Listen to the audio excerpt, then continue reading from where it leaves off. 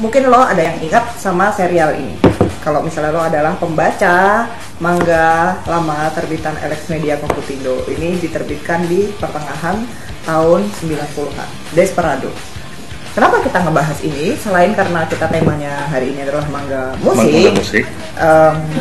Ini surprisingly punya kemiripan yang sangat besar dengan Beck. Beck, iya.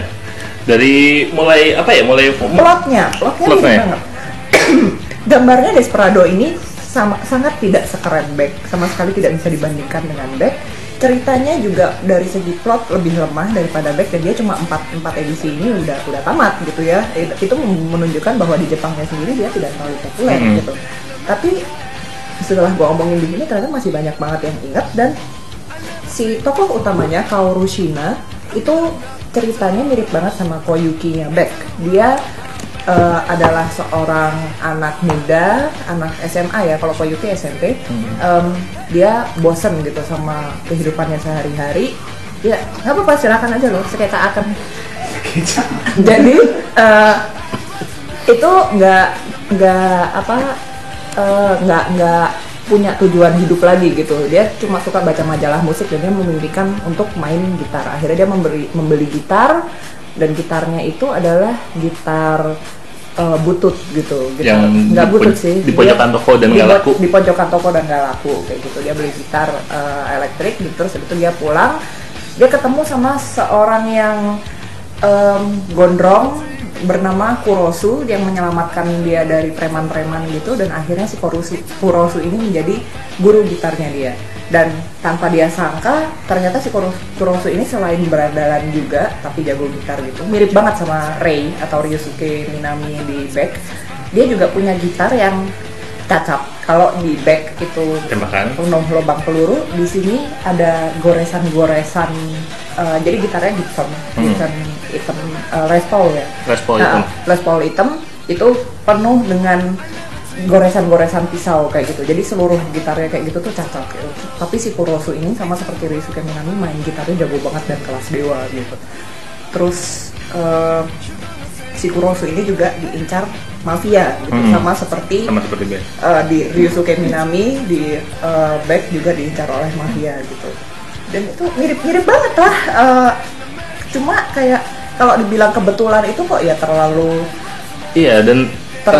mirip tapi juga beda gitu. Tapi juga beda, dan jarak terbitnya antara Beck sama Desperado ini jauh gitu. Ada 1 dekade kali ya. Iya ya, mungkin ada 10 tahunan gitu di Jepangnya.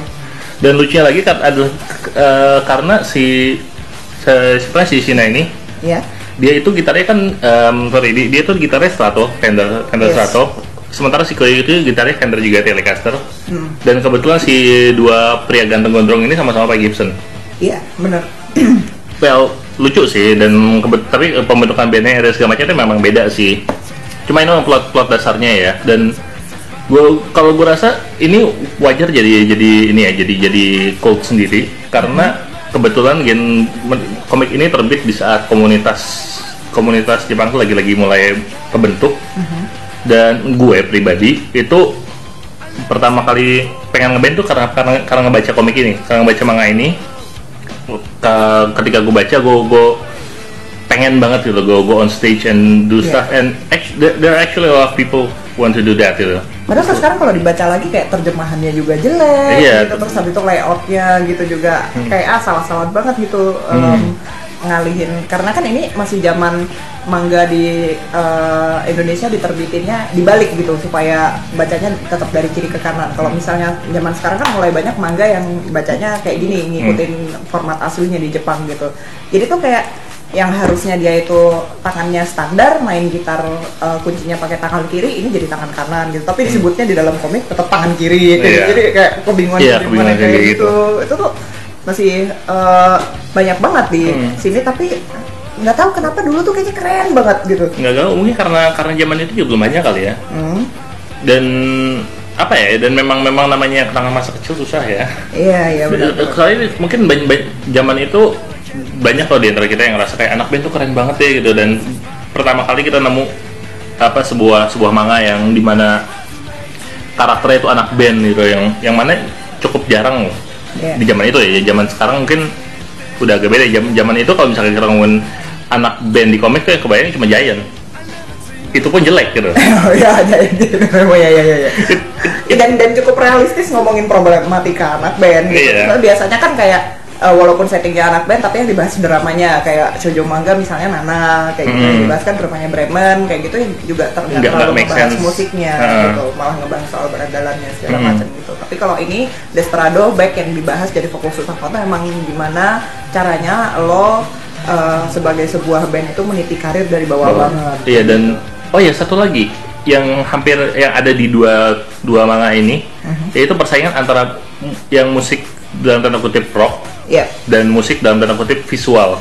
Yes. Di sini juga ada si siapa kalau itu? Dia musuhnya idol, bukan band yang kayak Bel Ame itu. Dia musuhnya siapa namanya? Iya, tapi I beg to differ on that, karena di situ gimana cara dia nyanyi itu nggak benar-benar idol. Itu kalau dibandingkan dengan counterpart di dunia asli mungkin kayak Gakuto, di mana dia mendadak nongol di salib dan terus jatuh dan dia bernyanyi dengan musisi-musisi ternama. Ya itu cukup. Iya, di situ nggak ini. Oke. Sisikan gue agak tersentuh di sini ya. setelah tadi Glaze ini Gakuto kena. Enggak kok, nggak mirip deh, karena ini sebenarnya anak kecil gitu si idolnya. Iya, anak kecil. Jadi ya itu mirip, tapi Back sama Desperado itu mirip, tapi dua-duanya bagus. Dan gua rasa lo mesti kalau misalnya lo suka sama Back, lo mesti ngeliat atau baca Desperado ini, komik ini. Ya gue nggak tahu lo mesti carinya di mana. Ini pun juga gue dapetnya randomly gitu, browsing di internet, dan tiba-tiba masih ada yang punya dan gue berhasil dapet. Karena ini terbitnya di Indonesia pun akhir tahun 90-an, gue nggak tahu lagi gitu masih dapetnya di mana. Cuma kalau lo ada kesempatan cari komik ini, carilah, karena ini mirip banget gitu, mirip banget sama Back. Dan gue rasa nggak mungkin itu cuma kayak sekedar kebetulan aja. Iya, di gue rasa pasti ada lah inspirasi somehow yang tersampaikan di situ. Dan seperti kayak gue bilang, kalau emang lo anak band dan lo pengen dapat motivasi karena kau pikir ada lo konflik yang gimana lo butuh motivasi buat maju terus. Dua manga ini sangat gue rekomendasiin karena mereka tuh perjalanannya panjang dan sukses. Ya, yang biasanya diterapin di komik-komik olahraga kayak gitu. Ini dengan settingan musik gitu. Kurang lebih seperti itulah. Yep. Oke, sip, sampai ketemu di episode berikutnya kali ya. Kita maksudnya kita masih belum menentukan episode berikutnya kita mau ngomongin apa, tapi yang jelas kita ngomonginnya dadakan. Ya, kalau misalnya ada saran, ada kritik, silakan ke channel YouTube-nya, dan juga bisa mention ke @otakuotamu. Kalau misalnya ada pesanan juga, kira-kira minggu depan mau ngomongin apa, sampaikan aja di situ. Saya Mimin Chan Ines. Saya Mimin Kuntora. Sampai ketemu lagi di Otaku Otamu Memang.